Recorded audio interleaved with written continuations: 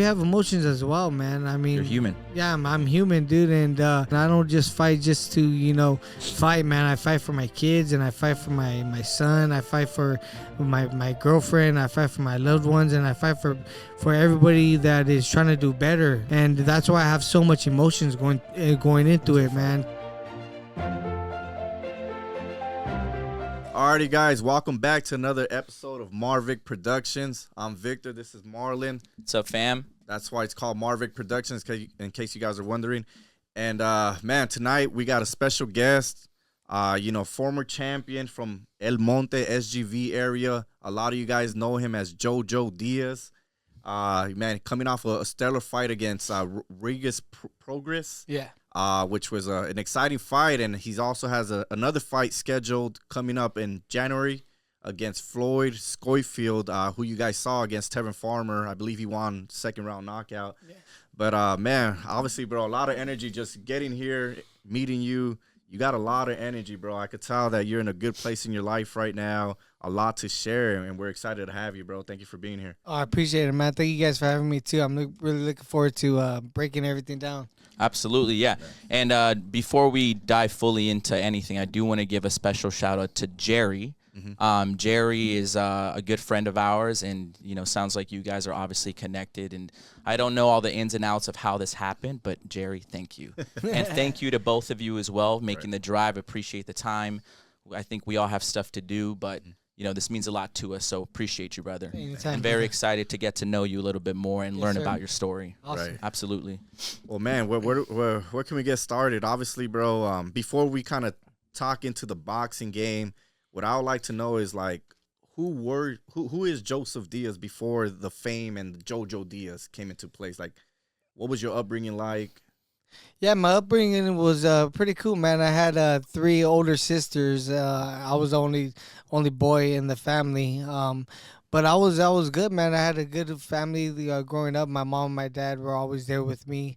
They always looked after me and stuff. But I was always a small kid, always in class and stuff. And I always used to get trouble at school because I was small and just so nice and stuff like that. So small in size. Yeah. So and just like nice. I was always nice. Yeah. And people used to take advantage of that. They used to bully me and pick on me. Mm-hmm. And one of we could do whatever we want to this kid. Yeah, exactly. And one of the days I had bruises coming back home, and my parents seen that I had bruises and stuff, and they ended up seeing that I had bruises, so they're like, "Yo, what's going on?" And my dad ended up finding out that I was getting bullied. So he ended up telling me, man, that I had to learn self-defense. So I ended up started going to the boxing gym and learning self-defense and stuff. And ever since then, man, I just knew that I was going to be able to defend myself because I beat up that bully. That started you got him back. You got him back. My dad told me, he was like, you got to beat up these guys because if you're constantly getting bullied and if they constantly bully you, they're gonna just keep on doing it all the time. You really gotta just put your foot down, even if you get your ass kicked. Dude. As long as at least they'll know you have like respect and you're willing to fight for your own. That's right. I always say that, man. Like even if it's not about running from a fight, but if you even put up a fight, whether you win or lose, people are gonna respect the fact that you actually fought. You know? Exactly. It's a respecting. Like every time after a fight, the fighters always shake each other's hand. Like, hey, the beef is over because like. We just went to war right now. Exactly, yeah. So it's the principles about things, man. Yeah. So I learned that by getting bullied and stuff. So shout out to the bully, man, because it made me the fighter that I am today. He's a special role there. That's right. I was reading up on it a little bit, but before boxing, I believe you were into baseball. Yes, yeah. That's what I wanted to touch on. Yeah, I was a really good baseball player, man. Ever since I was I played t-ball all the way up to freshman year. I played baseball, man. I was always an all-star. I was a good pitcher. In El Monte, Alhambra, that area? South of Money area, yeah. South of Money, the Temple City Park. Yeah. And I was always, all-stars every single year. And then when I went to high school, I leave practice early for baseball to go to the boxing gym. So you were doing both at the time? Yes, I was doing both at the time. And then one of the varsity coach, he was like, hey, like I really want you to start playing varsity baseball and stuff like that as a freshman, and that's a big thing, dude. I mean, it's a bigger freshman, commitment. a freshman playing varsity baseball, that's a really big thing. So he was like, but the only thing is you're leaving practice early and stuff like that. I don't want that, man. So you really got to decide what you want to do. That's that crossroad. Yeah. Which one? So then I went back home, man. I started thinking, man. I was like, man, like I know I'm a really good baseball player, but I'm small as shit, dude. I'm probably not gonna Like be. how far can I take Yeah, this? yeah. I'm probably not gonna be like a professional baseball player. But with boxing, there's so many different weights and sizes and stuff like that. I could be a professional boxer. Sure, yeah. So then I ended up going back home, going back to the coach, telling him that I'm not gonna box anymore and just focus on my professional boxing and stuff. You broke his heart. Yeah, I broke his heart, man. But other than that, man, it was the best decision of my life. Right, I mean, I feel like I probably would have made it in college and stuff like that, but I probably wouldn't have never made it to the MLB or anything like that. Never professional. Yeah, exactly. I was gonna ask you, do you ever have thoughts of like the what if? If I would have stayed with baseball, but it sounds like you already knew like it wasn't gonna happen. If I would have stayed in baseball, man, I would have been a fat guy right now. Baseball's so interesting, right? Because you do see a lot of athletes and players that aren't in shape. Yeah. They got the bellies, if you will, but like it's the one from the Blue Jays, Kirk. Alejandro Kirk, who's Mexican, the catcher of the Blue Jays. Like he doesn't. I mean, if you didn't see him in a uniform, you'd think you wouldn't even think he's an athlete. I would Respectfully. taco man. Obviously, he's amazing at what he does, but it's very interesting sport how you don't need to be as fit. There's strong players and strong players, people for sure. Yeah, big legs and stuff like that. Right. Especially like a catcher like that guy. But compared to boxing, it's like you always look at a boxer's body is like the first thing you see, like how fit they are, the six pack, and because with boxing you need everything to be on point. Right. Man. It's your whole body. Your diet, you're working out, all that stuff. I tell people boxing is the hardest sport. Yeah, because it's not just freaking your legs. You're using your arms. You're using your mind. Yeah, condition. All at once. Exactly. Like you're playing chess, but at the same time you're getting hit back. And then in training camp and stuff like that, especially when you're at the actual fight, you're not fighting at 100%, man, because you went through training camp. You're going through all the wear and tear from the training camp and stuff like that. So it's a brutal sport, man. But like I said, I love it, man, and I'm thankful that I'm still healthy and I'm still at 32 years old. Probably healthier even now than before. Oh yeah. I'm healthier now. I'm healthier now, and I've been through everything, so I have the experience still, and I feel like right now I'm still at my prime. So I want to retire when I'm 35. So I got 3 years just to make the best of like the end of my career. So and you're getting those fights right now. Yeah, and I'm getting I'm getting the big fights, and my name's popping right now, man. So I'm just really, really thankful for God for giving me this chance again. So I'm just really taking advantage of it right now. Awesome, brother. I kind of wanted to go back, man. In 2008, you made the Olympic team. Is that correct? 2012.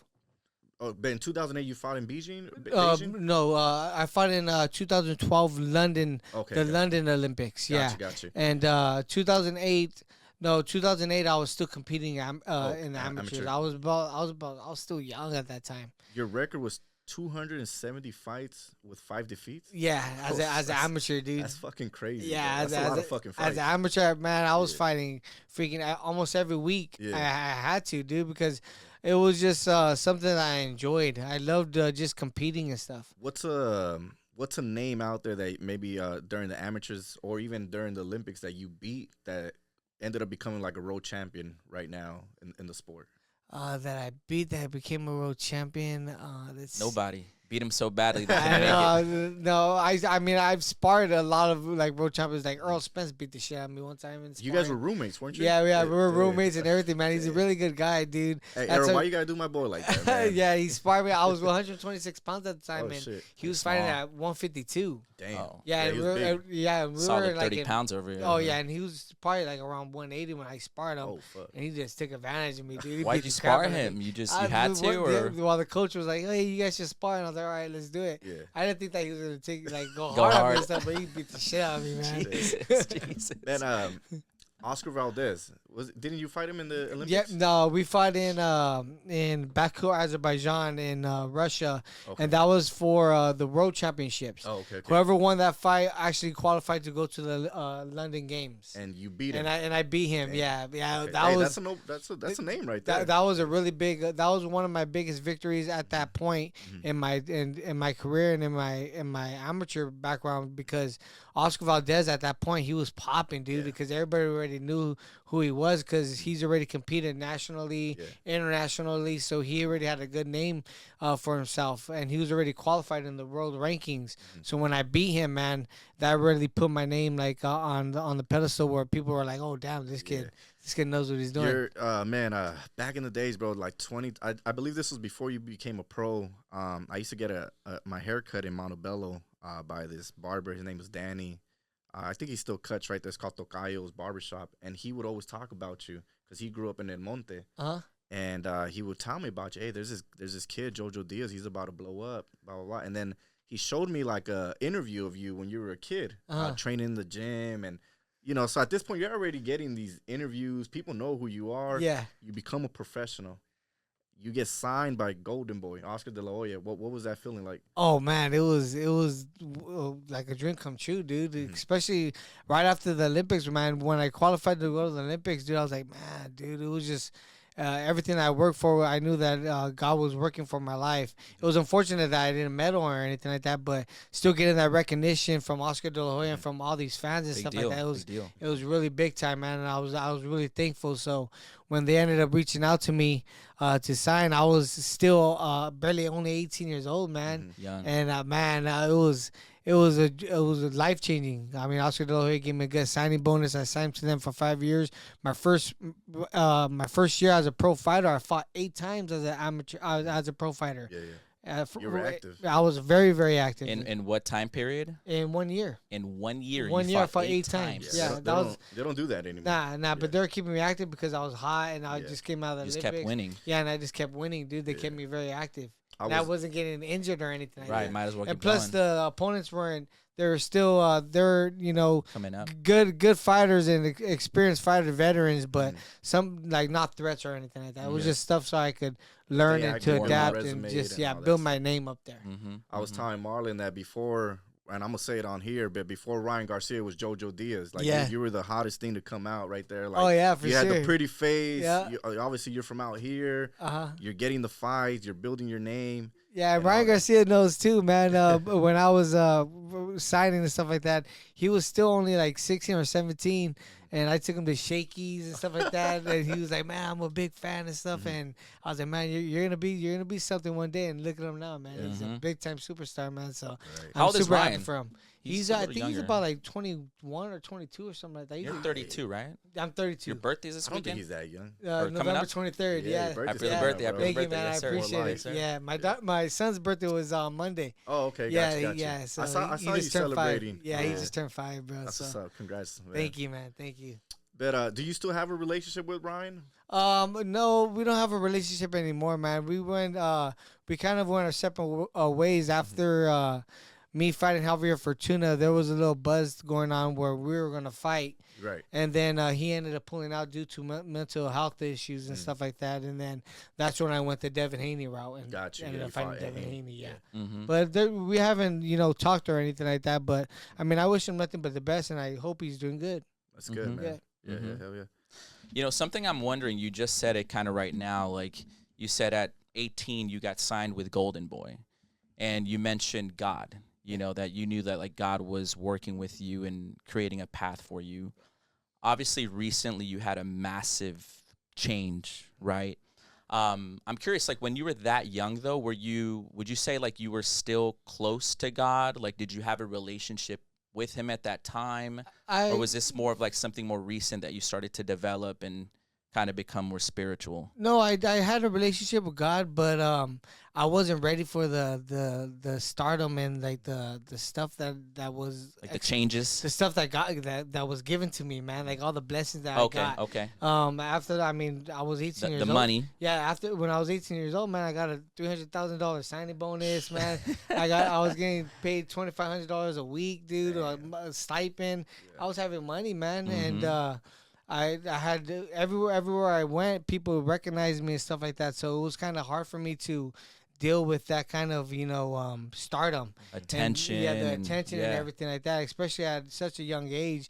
And for me, man, I was so young, and I grew up, I wouldn't say like not poor, but my family, they weren't like wealthy or anything like that. So we were struggling and stuff like that. So when I did have that money, man, it was like, dude, I was like, man, what do you guys want? I would be generous with my money because I already know that feeling of not having money. So I wanted people to still enjoy the stuff, the happiness that I was feeling.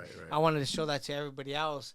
But it actually, turned into my downfall because I started letting the wrong people in, and then I started falling into like little bad things that I was doing, like little bad habits. And then it started adding on and kicking on. So at first you started like sharing the money with your loved ones, friends, but eventually other people saw, hey, Mr. Generous over here is handing out, checks. Let's get in the circle. Exactly. That's when the wrong people. Yeah, and then I mean, when I was really making a lot of money and stuff like that, I would be going out to like Hollywood and stuff, and then I would be drinking, and then I'll be blacking out, and then I'll be like doing drugs, cocaine, all this mollies. What age did you start drinking? I started drinking at 16 years old. 16. Yeah, 16 years old. Did he beat you or no? You beat all of us. You started at. I started like at 7. I 7 years old. I boxed, bro, but then I freaking got my appendix burst. That was the end of my career right there. Yeah, that's crazy, man. Yeah, I started drinking at 15. No, you talking about drinking? I thought boxing. Oh, I was like, that's I was like, you beat me a long time. The drinking is like 11. He's I was like 11, bro. Yeah. All right. My neighbor gave me like one of those drinks that has like flavor, like strawberry Smirnoff. Yeah. And I remember I drank it. My sister walks in and she's like, "What are you doing drinking?" And then tells my mom, "This is apple juice." My ass, and I was, Yeah, I started falling into drinking a lot, man, and I was able to control it at first, but then, like I said, it got to the point where I was drinking more, and then it led to other drugs, and then I was up for fucking days and shit like that, just not getting the proper sleep and stuff, and just blowing my money. Destroying your body. Was this already as a pro? Exactly. You were already a pro at this point, or were you still kind of like? No, I was for like my early career, I was doing good still, man. Like everything was good. Like I was still locked in and stuff, because I didn't really reach that like rated R scenery yet, because I was still like well, you kind of weren't old enough. Still, I still was innocent and stuff like that. But once I like started, once I hit like 23, 24 years old, that's when I started like really like getting exposed and seeing more. Like going to Hollywood, like going to Vegas, and then partying after and stuff like that. That's when I started like seeing like the celebrities and like the big time artists and stuff like that, partying with them, buying them drinks and stuff, and just socializing. It was just pretty crazy, bro. Yeah. It's part of the culture, and it's kind of hard to say no. It's kind of hard to say no. You're a star. You're meeting other stars. It's what they're doing. You might as well. And like I said, man, I came from not having no money at all, so I wasn't smart to know how to invest my money. I didn't have anybody to teach me anything like that. My parents or my sisters and stuff, they didn't know anything about finances or anything, because they never had the money that I made. You get me? So they couldn't teach anything. They only could guide me and stuff like that. But it was hard for me because during that time too, I was just like, man, you guys don't know what I'm going through and stuff like that, because they never experienced it. They can't relate. So you kind of shut them off. So I would kind of like shut them off, or like. Did you feel alone? Like I got nobody all the time, man. Yeah, it was to the point, bro, where back after the Devin Haney fight, man. That's when like it really like messed me up, because I was dealing with my custody battle with my son. And I couldn't see him. So you're going through those personal problems. I couldn't see him at all, man. Dang. So for about like 8 months, and I didn't have no clue where he was, what he was doing, and stuff like that. No communication. No communication at all. So it's gotta be hard. Yeah. So right there, man. That like really messed me up. So every single night, man, I would just. You got your son tatted. My son Zenith. There it is. My baby boy. Yeah. Was that one of your first tattoos, or was it the boxing gloves? My boxing gloves was my first tattoo. Yeah. I got this one after once he was born and stuff. Gotcha. I got him tatted on me as well. Nice. Nice. So you're going through all that and still trying to go to training camp and still Yeah, be and focused 100%. and at that time, I was dealing with the Devin Haney fight and stuff like that. They're like, "Yo, we need you to be locked in and stuff." But it was just hard for me, man, because I was missing my son and having to deal with that and not knowing when I'm gonna see him and stuff like that. So I was just dealing like with a lot. And at that time, I didn't have God with me anymore because You're probably all over the place. I was then. living in the flesh. I already fell into like the temptations, fell into the stuff. So my mind wasn't there spiritually where I could have been strong enough to avoid those things. I was just living so sinfully, man. I was just giving it to every little thing. And you're probably trying to do everything yourself. Yeah, and instead of just trying to please, trusting God and- trying to please everybody, and not knowing, man. It got to a point, bro. I was having benders, man, like 4 or 5 days, and then during camp, during camp, yeah.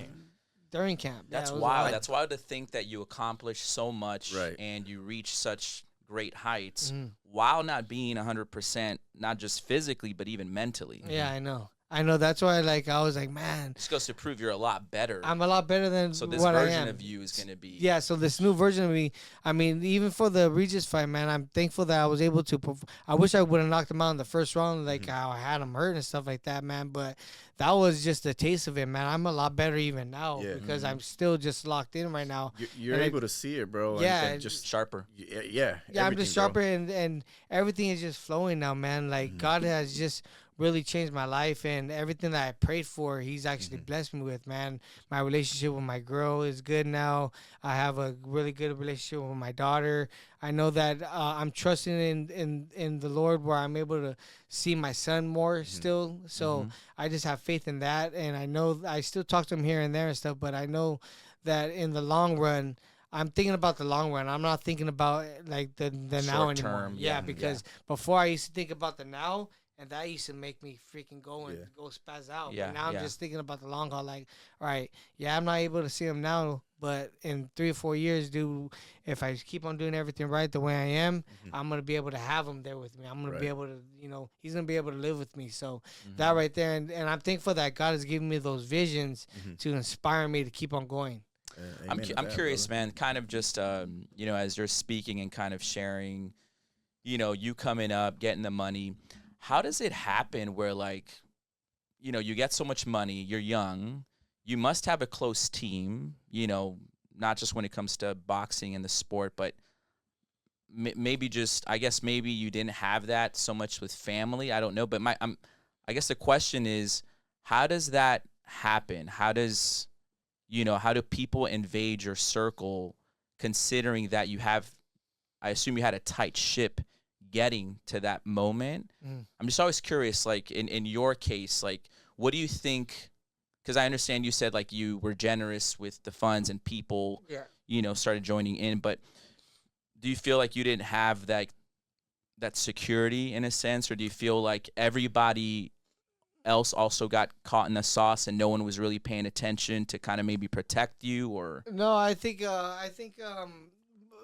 the people that I had in charge of my career and stuff like that weren't looking out for my best interest. They were just looking at it for the money. Okay. So whatever money that I was making for those fights, they were just happy and pleased with that because they were still getting a lot of money. They get their money, they're figure, happy. You figure I make $1.5 million. If they're getting 25% of that, that's still a lot of money. You get me? So they're still collecting a lot of income, regardless of my mental health and my my ability as a person. So I think that their intentions weren't as pure as I thought they were, and I'm thankful that I was able to see that now, because before, man, I was telling them everything. Literally giving them my life, man. Telling being vulnerable, thinking that they were for my best interest, but. Sometimes when you do that, man, people use those to take advantage of you, and that's what was ended up happening. And I have no hard feelings towards them or anything like that. It's just that now that I'm aware of it, I'm thankful that I'm aware of it, because now I could show the kids that are growing up that are in my shoes now. that there's a different way. Right. And I'm gonna be a manager now. I have a fighter that I manage. His name's Oscar Perez, and I'm looking to sign other fighters now. And I want to make sure that these guys don't get fucked over like that. Right. Yeah, don't get fucked over. Because you got the like, experience. And yeah, all exactly. That. There's it's kind of like I know you spoke about it. He was one of your favorite fighters growing up, Fernando Vargas. Mm-hmm. You know, I think it's inspiring when I see him with his kids. Oh yeah, because he keeps them grounded, but also he's able to kind of guide him in the game. Like, yo, no, we're not gonna do that. yeah. Stay away from this person. Yeah, because he's been through it, man. Exactly. He's been through it all, and he's been to the top of the top. Exactly. And it's kind of like that saying says, like, when you're winning, bro, everybody wants to be your friend, right? Yeah. And you don't know who's who. You don't know who really got your back, and until it's those hard times come, and it's like, yo, those people weren't really in my corner. They were with me because of what I could provide for them. Yes. And they say boxing is a lonely sport because of that. Because at the end of the day, it's just you. It's just you, yeah, man, and that's why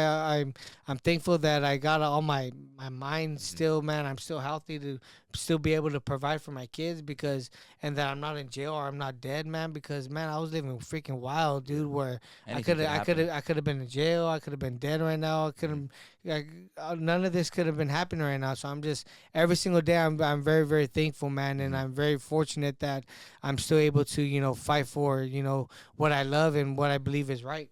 Yeah. And you're better. And I'm better. Because a lot of people do come out, but they don't come out. But they're not the same. Yeah, it ends there, and they got to do something else. Exactly. Or the body. So. Exactly.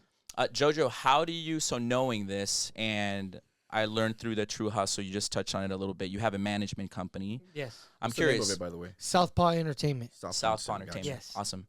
How do you choose business partners now? Like, how do you choose the people that will be allowed in your circle? Well, the people that I have in my circle now are the people that helped me when I was freaking a rock bottom, dude. Okay. It was to the so point, they were there for you. It was to the point where I was almost homeless, man. I didn't have anywhere to stay and stuff like that. And the people that are here with me now were there with me when I was like that, and they seen that I was a good guy, and they really, sincerely helped me for the They better. had nothing to gain They had from nothing helping to gain you. at that time. That was just all love. It was just all love, and they seen that I was a genuine person. So now that I have people like that, man, I'm just very, very thankful because they mean well for me now. Right, yeah. 100%.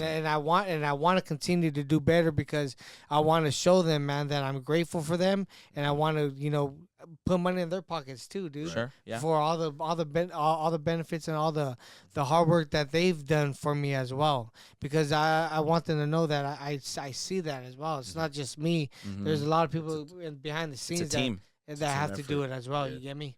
You went from Hollywood parties with celebrities to almost homeless. Yeah, dude. That's crazy. That's crazy. Crazy, man. But that happens more often than yeah. people may realize. Yes. Right? Yeah. I mean, you being an athlete, you being in the boxing world specifically, I'm sure you met other athletes, but we hear about that. Like it's not that and not just, you get exposed to the drugs, the alcohol, the substances, but you said it earlier, the money. Yeah. You don't even learn, no one teaches you how to manage the money properly. And, it's like, yeah, you come from nothing, you get a lot.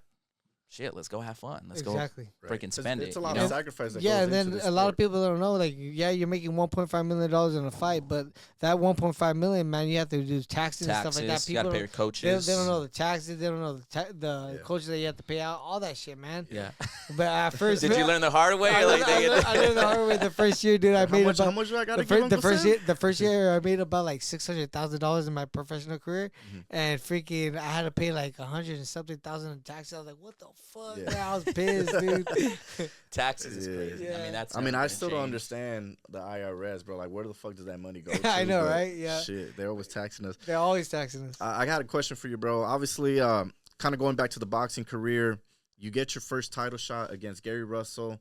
The outcome didn't go your way, but then you get 2 more victories. You fight Tevin Farmer, and that was in Miami. That was a crazy fight, bro. I think that you're famous for the cut there. Yeah. And, by the grace of God, that freaking fight wasn't stopped, bro, and you I know. become a world champion there.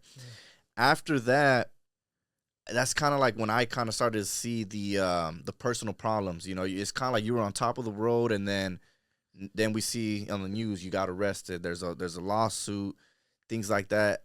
So my question to you is, was there ever a point in your career that you said, or you ever thought about just calling it quits, walking away from boxing because of all the problems that was going on? Or Oh yeah, man. what was your mindset during those times? Yeah, there was a point in the time where I wanted, just to end my life, dude. Oh, shit. Yeah, there was a point in time where I wanted to end my life. After the Tevin Farmer fight, man, everything was good, but then COVID hit, and then everything got shut down, bro. And it was like for a whole year. And during that time, man, like I had some money. I had a lot of access to a lot of things, and that's when everything was shut off. So that's when I started drinking and partying and doing everything, man. Yeah, but I was doing a lot. I was fighting at 130 pounds, and they ended up calling me. They were like, "Hey, we got you a fight. You're gonna fight this Russian guy in February and stuff like that." It was about like in 6 weeks. 6 weeks. Yeah, they're like, "Can you take it? You're gonna get this amount of money." I was like, "Yeah, let's do it." I was like, "I'm down. Let's do it. I'm gonna take it, dude, because I haven't fought in a year." Yeah, right. So I was like, "Man, if they call me," but they expect you to be in shape, Yeah, obviously, staying. Exactly. They expected me to be in shape, so I checked my weight, dude. I was 198 pounds. Damn. No And way. You were me right now. And I had to weigh 130 In 6 pounds. weeks. Yeah, You in got 6 cut. weeks.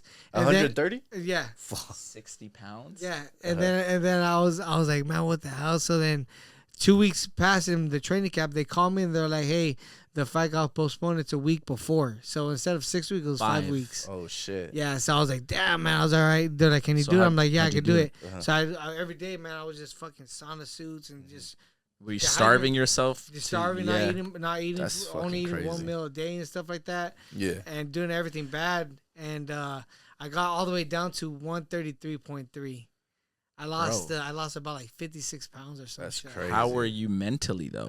Dead. Dead. Yeah. I was like a fucking Zombie, dead, dude. yeah, pretty much. Yeah, Yeah. and then what even messed me up even more, man, since I didn't make the weight, I had to pay $300,000 to William Cepeda.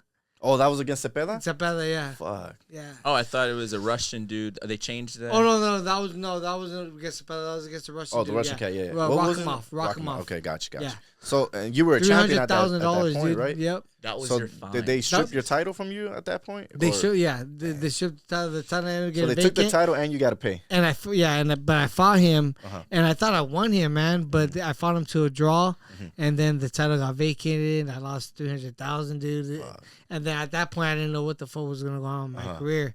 But then I ended up taking a little break, and I was like, man, like I'm hoping everything's gonna go well. And then that's when Ryan Garcia was gonna fight Javier Fortuna. Mhm. And then he ended up Javier Fortuna. He was a boogeyman at the time. Nobody yeah. wanted to fight him.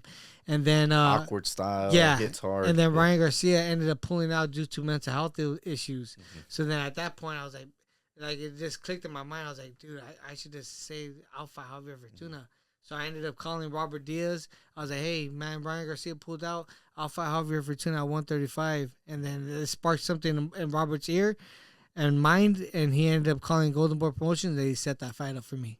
So that's how I got the Javier Fortuna fight at 135. you You end up initiated beating him. that. I Though. initiated it, yeah.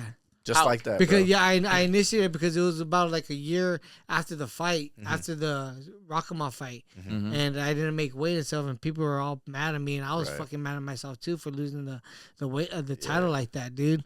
So then I was praying to God. I was like, Lord, please, man, give me another opportunity. And then sure enough, that's when Brian Garcia pulled out, and I was like, I just jumped on it, dude, and they gave me that fight. And it's funny how you say you bring up like fans were mad at you, man. But if obviously we're on here, we got all types of listeners. Hopefully, people that are going through something similar to you can relate. But what's something you wish fans would understand about fighters, like outside of the ring? Yeah, man, that we have emotions as well, man. I mean, You're human. Yeah, I'm human, dude, and for me, I'm a very emotional person. I don't just fight just to fight, man. I fight for my kids, and I fight for my son. I fight for my girlfriend. I fight for my loved ones, and I fight for everybody that is trying to do better. And that's why I have so much emotions going into it, man. So when I do miss weight and stuff like that, I'm devastated, man. So when I do get here, like when I hear like a lot of people talking down on me and shit like that, man, it kind of makes me even more sad and upset because I know that wasn't my intentions. But now that I have the right head on my shoulder and stuff like that, none of that's gonna happen to me anymore, man. And I'm really gonna give my all to the sport of boxing, not only for myself but for my kids and for everybody that was down and out and still has that belief that they can still do something in their life. That desire and the hunger. Yeah, because obviously, like, as I'm hearing you speak, bro, I just keep thinking about Ryan Garcia. When he fought Haney, he was going through some shit too, and I don't think he's really spoken about it. But a lot of fighters tend to like hide this emotion, and I'm actually I'm inspired, bro, by hearing you, bro, because you're open about it. Like about the struggles and. You're keeping it a buck, like the drugs, the alcoholism. What brought you out of that dark place? Like, what helped you get back on track? My daughter, man. My son changed my life as well. But the situation with my son, I couldn't see him at all. So that was even making me even more like just like devastating and stuff like that. But when I had another kid that I was able to see every single day and that I was able to spend my love, share my love and have that love emotional with my girlfriend now and stuff instead of, waking up and being divorced and having, not your kid with you and stuff. I wake up and I see my daughter and I wake up inspired now, dude. So that right there, man, really changed my life to do better, not only for my son, but for my daughter as well. And I want to show my son too, man. What inspires me too is to show my son that I'm not a deadbeat dad or that I'm not a father that don't want to see him. He's 5, you said? He's 5 years old right now, and I don't know what people are putting into his ears. Right. Because I don't see him a lot, so I don't know what he's even thinking or not, man. So I want to make sure, like in 5-10 years, man, he knows that I love him, and he knows that by him being in my presence and me fighting for him to be with me every single day. Oh, he's with you in every fight, right there with the set. Yeah, and that's what inspires me now because I know he's with me every single day. So would you say when you're going through the benders and all that mindset, the thought of your son is what kind of brought you out of that dark place? Like, yo, I got to get better. I got to get out of this. This the thought of my son was making me more sad. To go deeper. It was more sad.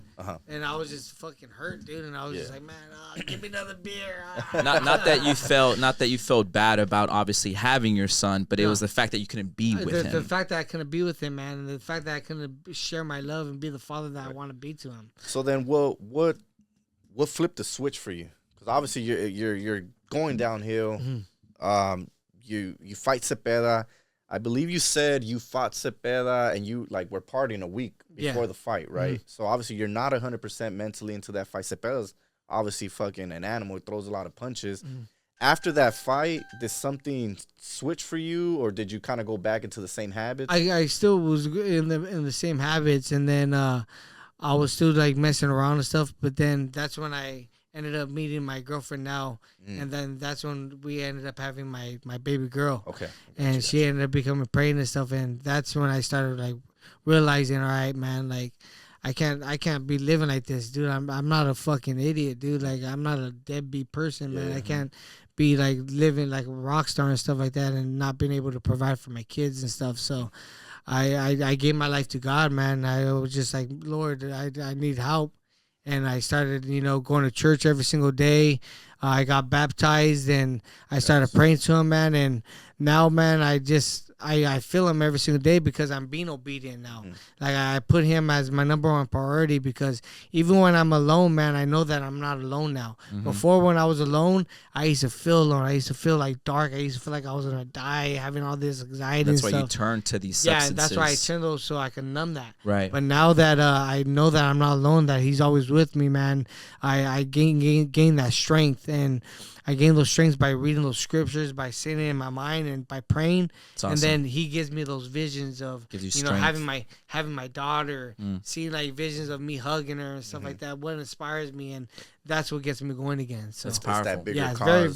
very powerful. it's very, very powerful, man. That's why I suggest everybody, man, to give you guys a life to God, man, because he's really inspiring, man. And I want to be a testimony to people to show them that no matter how dark this road is or how dark you are in this road, man, there's always light, and Jesus is the way, and you could overcome anything in this road if you put your mind to it. Amen to that, bro. I got a few questions, if you don't mind. I mean, I'm also a believer myself, and when I heard this about you, you could feel the passion. Yeah. You could feel, frankly, you could feel Holy Spirit. Yeah. Like you're alive, brother. And I love that. I love that about you. I can really feel that. And I really pray that transfers through the cameras and to whoever sees this. But I'm curious, just so like people can learn more, because you just said something, you hope people can give their lives to God, like you did. Why Jesus for you? Like, why did you choose Jesus? Like, considering there's so much out there, and I'm sure it probably has to do with your culture and your upbringing, but for you, your personal relationship right now with Jesus, like, why him? You know what? It's always been him. It's always been him ever since I was a little kid, man. I've always used to go to church, and whenever I felt alone, man, I always used to talk to somebody, and it's always been him, man. It's always been Jesus and the Lord Almighty, man. And I'm just thankful that I have the Trinity, man, the Trinity of God. Jesus is the person that sacrificed his life for us to have access to our Father, and the Holy Spirit is with everybody, man, within all of us if we just give our lives to God. And that's what I'm starting to see, man. I'm starting to see that, and I'm starting to believe it. And the more I believe it, man, the more I'm able to, be a testimony and a light to others, to inspire others. So that's what I'm continuing on doing, because like I said, man, it's a really, really dark world that we live in, man, and anybody could get stuck in that moment so fast, because the devil, he comes quick, and he comes as he's very deceiving, dude. It might look like a good time, but in the long run, it's not good for you, dude. So a wolf in sheep's clothing. Exactly. Pretends. And now that I have him with me, man, I'm able to start seeing that, dude. So I want everybody to see that in me, so that way they could do that within themselves as well.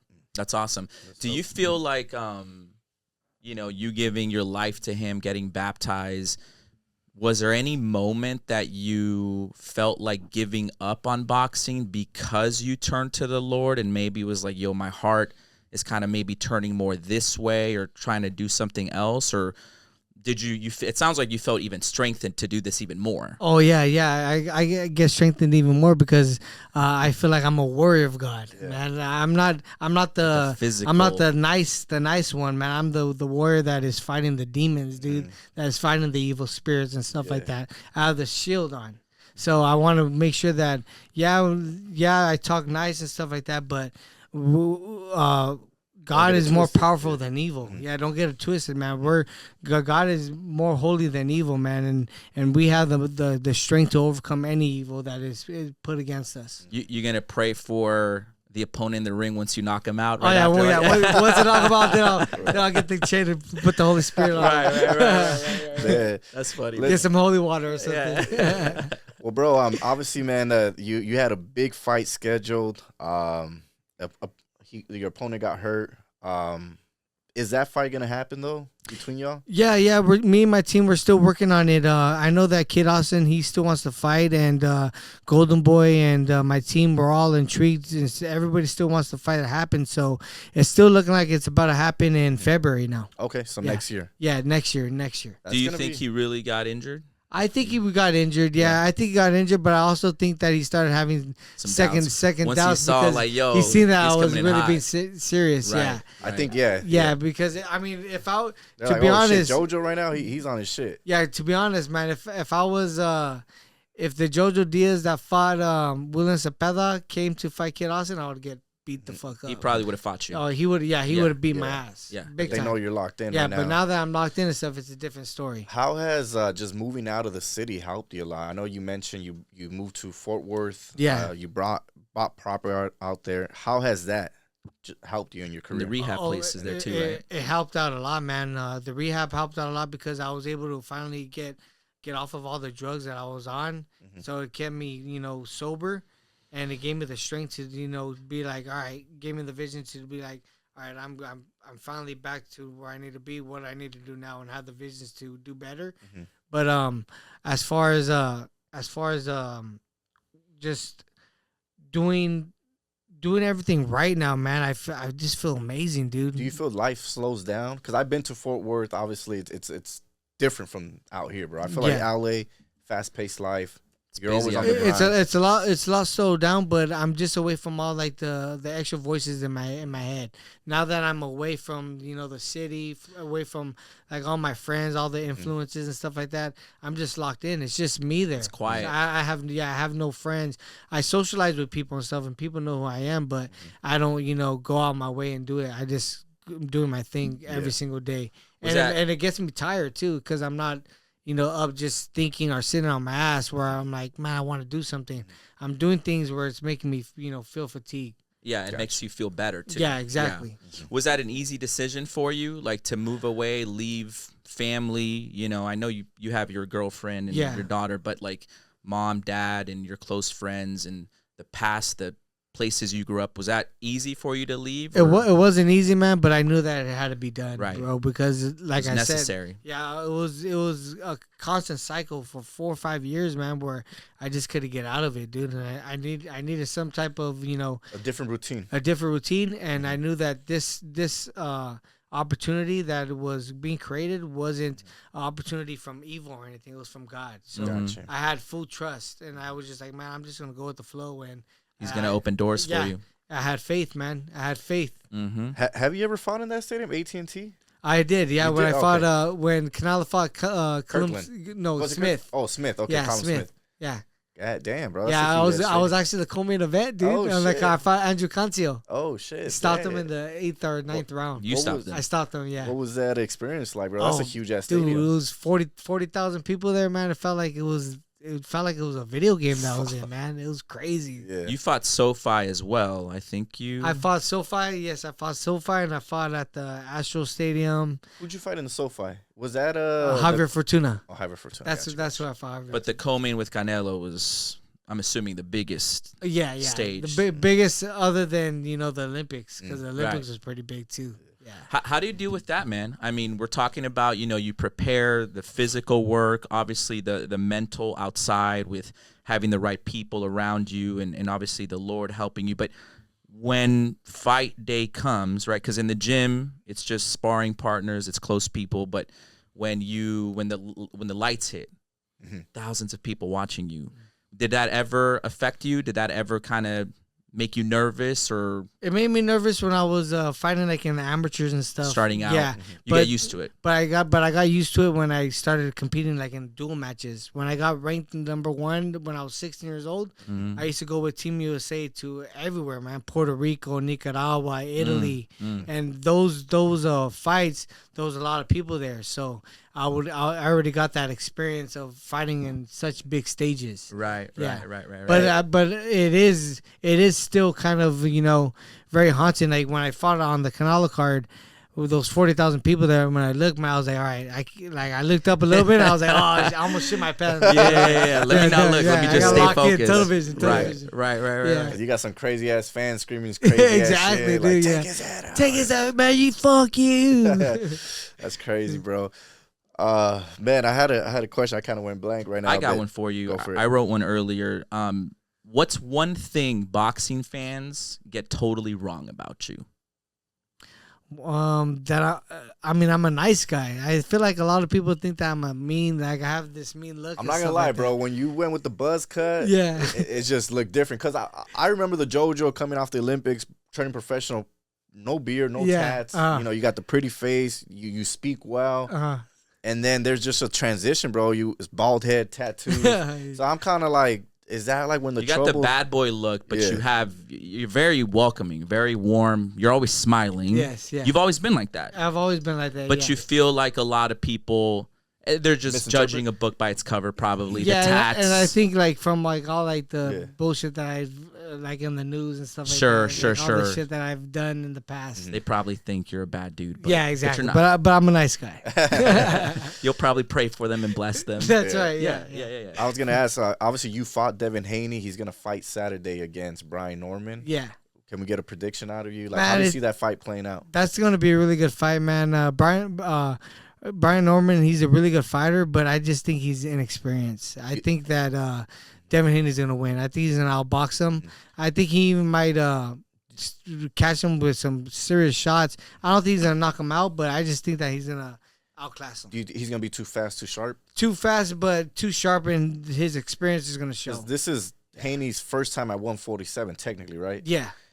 And do you feel that he's overcome that Ryan Garcia fight? Because I felt like that played with him mentally a lot. Oh yeah, I feel like it played with him as well, but I think I think Devin Haney is a hell of a fighter, and I think this Brian Norman guy is a perfect fight for a guy like Devin Haney, for him to showcase his skills and his talents, his defense and his offense. Yeah, because the last time I saw Haney was against Jose Ramirez, right? Yes, and he kind of just was, going around the ring. Yeah. So that showed me, okay, he hasn't fully recovered from that Garcia fight. He might be afraid to get caught still because he doesn't know how he's going to react. But that's why I'm kind of like interested, because Brian Norman, obviously, he's a puncher. Yeah. So, but I guess I'm giving him a puncher's chance, but I do see Haney outclassing him. Yeah. But then it's like, okay, how's he gonna react if this dude actually does catch him? Exactly, and it's a good fight too, man. Because Brian, he's a good hungry fighter as well. He's an undefeated fighter too. So he also looks sharp and he sounds focused. He's immensely focused and locked in. But like I said, I just think that Devin Haney, his experience, that experience is gonna take a toll. What about the main event? Oh, actually, one of your favorite fighters is gonna be fighting on there. Who? Jesse Bam Bam. Oh man, he's a badass dude.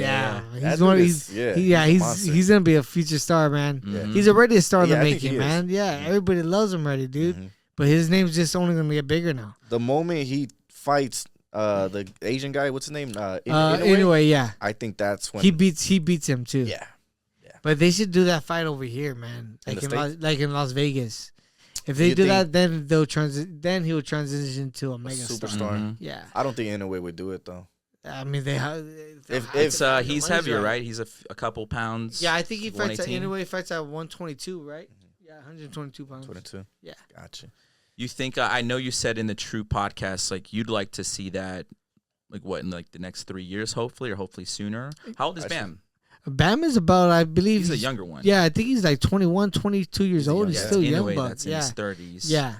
So hopefully we can. I think that fight's gonna be made by sometime next year for sure. Yeah, I think so, bro. Yeah. Especially with Inoue, he's already a star. Jesse, I think he's gonna beat this Puerto Rican guy. I think. Yeah, that guy's a good fighter though. Martinez. Yeah, he is. I've seen him fight. He always comes out with some shades. He always looks like he's about to go clubbing or something. I used to not room with him, but he used to stay in the house that I was staying at with him when I fought for the Matadors. It's a semi-pro league that I was in.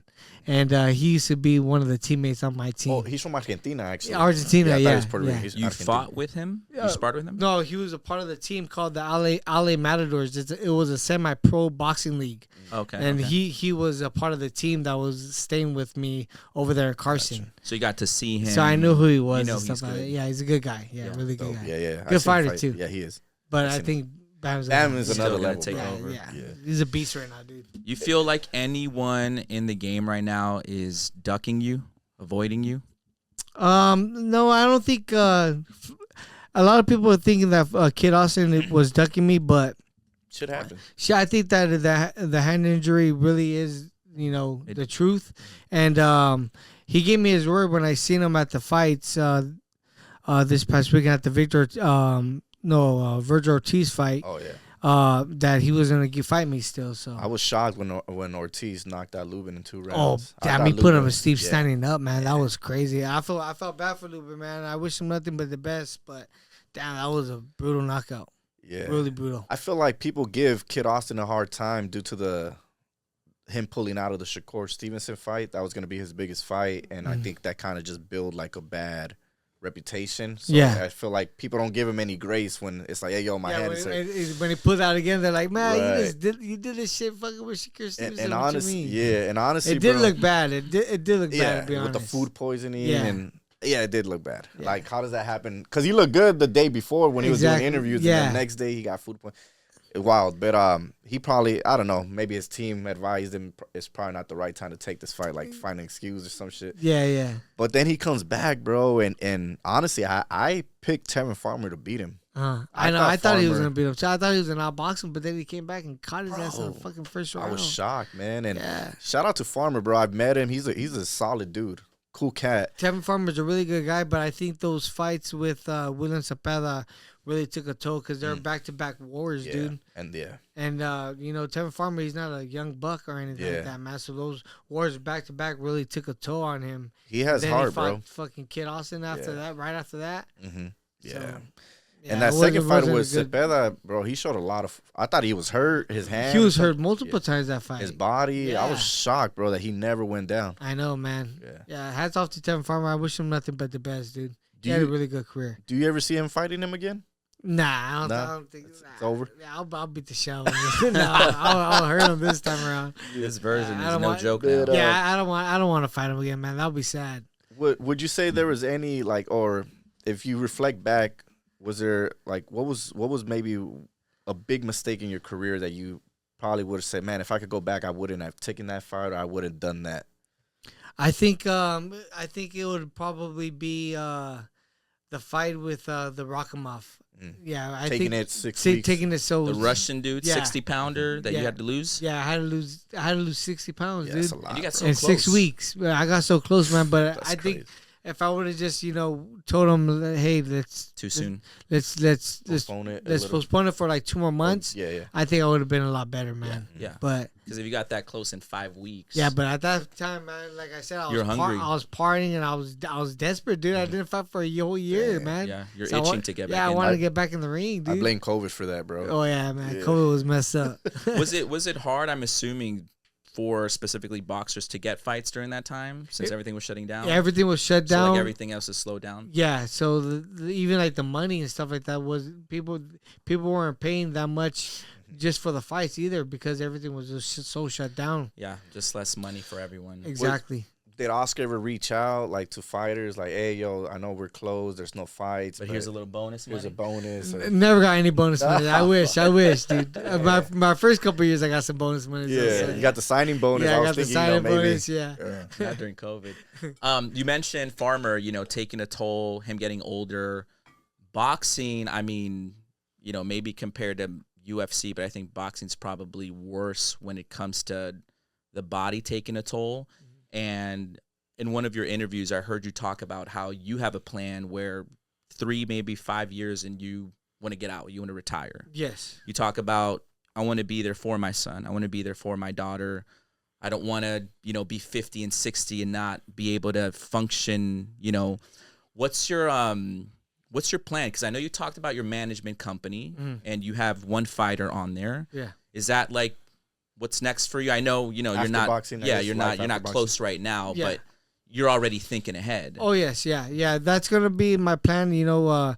Getting fighters that want to be professional fighters and be world champions and making those dreams come true. Mm-hmm. I want that's what I really want to do. And then also, man, I want to invest in real estate and stuff like that, making sure that my kids are gonna be financially set and stuff. But yeah, man, I want to make sure I retire when I'm 35 because I'm 32 right now, going to be 33 in couple days. I just want to make sure that by the time I'm 50 years old, dude, I'm not slurring my words. I'm still there and present for my kids, man, because I have 2 beautiful kids that need their father there in their lives, and I want to be there in their lives, man, because I want to show them that I fought for them and I did everything for them. I didn't do it for myself and stuff. So I want to make sure I retire at 135. So at 35 years old, so that way, I can still be healthy for them later on in the future. Right, you don't take too much damage to the body. because I already took a lot of damage, man. I was just gonna ask you, have you felt that changes, any dramatic changes in your body throughout your career? Before when I was all fucked up, man, drinking and doing drugs. That fucked you up. Probably more than the fights. Fucked me up. I was just weak and stuff, man. My body just felt like shit. Yeah. But now, like, since I'm already, back, I feel 110%, like, physically. But mentally, I want to make sure that I'm there still. Mm-hmm. I want to make sure that I'm not getting that trauma anymore hit in my brain. Sharp. Yeah, because I don't want to be all, like, slurring my words, stuttering and shit like that. It comes with the sport, though, man. You get hit every day. Man. Even in sparring, bro. Like, I think Danny Garcia is the only one that said that or at least his dad said that they wouldn't spar because he didn't want his son to be damaged before the fight. A question for you here would be, is there any fighter that you underestimated, and who would you say out of everybody that you fought hits the hardest? The person that hit the hardest was Oscar Duarte, for sure. That motherfucker looked like a rock. God damn, bro. When every single time I got hit by him, it was like electricity, like an electric wave. He hit me in the back of my head. I started doing the steak leg, bro. I didn't even want to do it. Yeah, but I started shaking. I was like, "What the fuck?" And he came after me trying to knock me out. But thankfully, I was pretty slick to avoid the punches. Right. Damn, man, it was scary, dude. Do you feel that was an early stoppage though? I did. Yeah, I felt like it was. I was pissed off, bro, because I thought I was still up on the scorecards. I thought I was up by like maybe 1 or 2 rounds. And I was kind of pissed off, man, because I wanted to go out there and just bang it out. Because he was stronger, but I was still banging it out with him. I was still throwing. It's not like I was just getting my ass kicked. I mean, is there a fighter that you underestimated? The fighter that William Cepeda. Oh, you okay? Yeah, gotcha. William Cepeda. You didn't think he was gonna throw as much punches? I just thought I was gonna beat the shit out of him, dude. Dude. Figured the week before, man, I was. That's why you partied. You were already celebrating. Partying, having sex with girls and shit like that, thinking that I was gonna win. I remember one time the week before the fight, I went out and I was like buying bottles and stuff like that, and the security guard was like, "Dude, aren't you fighting next week?" I was like, "Man, don't even worry about that, man. Worry about yourself." I got my ass kicked. Damn, bro, you mentioned you've got your daughter. You can physically hold her, be there with her. You've got your girlfriend. Yeah. Your son, though, you're still working to have more moments like that with him, like you do with your daughter. What do you want your son to know as he's growing up about your journey, about his father? I want him to know that I'm a very loving and caring guy that loved him without being there for him physically. I want him to know that I always fought for him no matter what. Since day one. Yeah, since day one. No matter what people are saying to him right now and stuff like that, I want him to know that, man, my dad wasn't like that. My dad wasn't this. My dad wasn't that. My dad really fought for me. So that's what really inspires me to keep on going, because I want to have that for him, man. I want to be like, see, son, man, I did everything for you. I love you with all my heart, and I did this for you. So it's so symbolic. It's so cool. Like I see you. Obviously, you're physically fighting, for yourself, for your family, but even spiritually, and you have so many battles going on outside the ring. What do you feel is harder, at this point? Like, do you feel like right now the physical battles for you, boxing, is probably easier than the outside battles? It's the boxing's easy now, man. I love fighting, dude. It's more the mental battle, dude. The mental battle and the mental weaknesses, because like I said, man, since I'm more spiritually aware and stuff, the devil, he's very deceiving, and he's a coward, dude. He gets you at your weakest moments. So whenever you're very down and fatigued or at your weakest moments, that's when he comes with the temptations and with those bad thoughts to make you go and spiral out. But now that I got equipped with the Holy Spirit and stuff like that, man, can't do that no more. I'm very thankful that I'm starting to see those attacks, and I'm able to avoid them, dodge them. There now, it is, dude. Yeah, Bob and weave.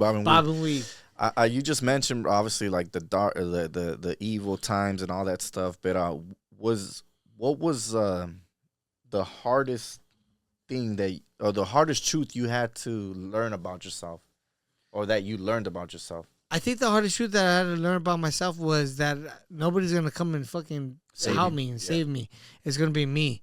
And that was when I was locked up That's deep. in jail, dude. When I was in jail, man, I was like, man, like I was sitting down in jail, man. I was like, bro, like how the fuck did I get here, man? Like, and I started really like, man, nobody really cares or anything like that. The only person that is going to change my life is myself, and how am I going to get that strength is with him. And I knew that I couldn't do it alone anymore. I tried so many times. I thought that I was on top of the world. I thought that nothing was ever going to fall apart, and he took it all away from me just like that, man.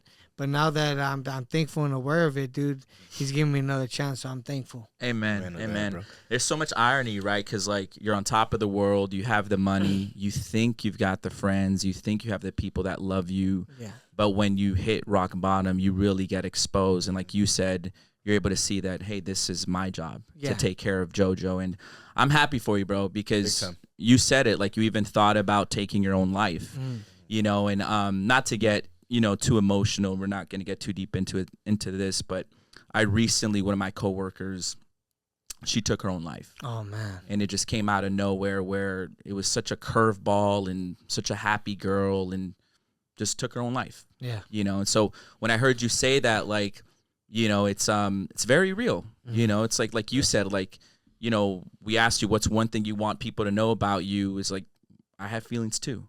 I'm a human. Like, we go through our own battles. So very important to pray for each other. I'm excited for what the Lord is doing in you. I pray you continue on a good path. I pray you stay focused. You know, you've got your babies. It sounds like you have a better team in front of you. Sounds like you're sharper. Yes. So I'm excited to what we're going to see, just not just in the ring, but also outside. So, I appreciate and that. I know you've got your testimony. You're a light to the world. You're shining. Keep doing that. Keep doing that. Because when I personally heard you, I was like, you could feel it. You could see the fire. You could feel that. And, you know, the Bible says it, like, the words have the power of life and death. Exactly. So as you continue to share this, like, I pray people, you know, fight for themselves and turn to the Lord too, because we can't do it alone. And you said something very important, like, the enemy, he is a coward. He knows when you're weak, and if you don't have the Lord by you, like, it gets hard. Exactly. It's really hard. And the money and the fame and stuff like that, a lot of people, they chase that for the happiness, dude. But trust me, it's not what everybody thinks, man. The most, and I've witnessed this from the experience, man. I've had the money, I've had the fame, but I still wasn't happy. What makes me the most happiest now, man? Yeah, I don't have as much money. I don't have as much fame, but I'm the happiest I can be now is because of him. He's the one that brings the happiness. He's the one that's bringing the joy, and there's nothing else that, you know, that is capable. And that's what I really want to show to everybody, that it's through him that is everything is possible. Amen to that, bro. Yeah. I think that's an excellent closing right there too. Right. Awesome. Yeah. I guess my final question would just be, like, when it's all said and done, bro, like, how do you want your legacy to be remembered? You know? Yeah, my legacy, man. I just want everybody to see me as, you know, a person that fought for what I believed in and fought for, you know, what I loved. And that is, you know, inspiring people, doing what I love to do, fight, and just being there for my kids and my family members. Amen to that, bro. Wishing you nothing but success, bro. You know, February, hope all that goes through, and, you know, you kick some ass, dog. Yes, sir. Yeah, you guys gonna be there, man. Front row, dog. Hey, shit. Love that. Yeah, I appreciate it. Yeah, we've done it before. Yes, sir. Yeah, we got you guys, man. I'll tell you something off camera, though. Okay. but yeah, bro, man, praying for you, bro. And like I said, I could just see the difference in you, bro. You're alive. You're here. You're present. You just feel that energy, man. Thank and you, just brother. continue being a light to these people. I appreciate it, man. Much love, guys. God bless, man. Take Thank care. you, guys. Appreciate it.